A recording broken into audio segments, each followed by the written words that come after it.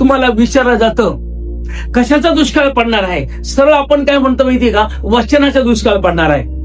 वचनाचा दुष्काळ. नो, वचनाचा दुष्काळ नाहीये.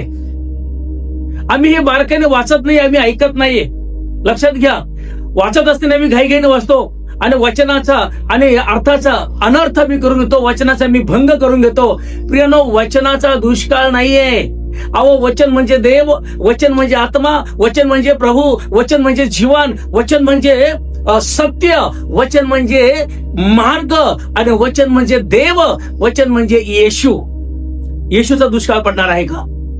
वचन म्हणजे येशू दुष्काळ पडणार आहे का? नाही.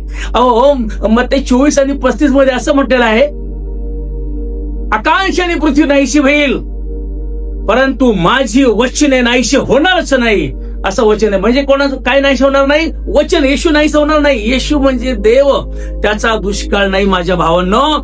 तो वचन ऐकण्यासंबंधीचा दुष्काळ आहे. वचन सांगणार आहे तो तुम्हाला मिळणार नाही. वचन बोलणार आहे तो तुम्हाला मिळणार नाही.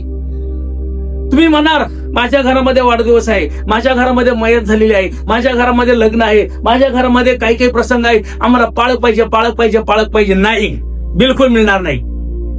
कारण दुष्काळ पडणार आहे. आज मणिपूरची परिस्थिती काय आहे, आज छत्तीसगडची परिस्थिती काय आहे, आज लखनौची परिस्थिती काय आहे, आज उत्तर प्रदेशची परिस्थिती काय आहे, आज पंजाबची परिस्थिती काय? प्रियनो, पाळक मिळायला तयार नाहीये. लक्षात घ्या.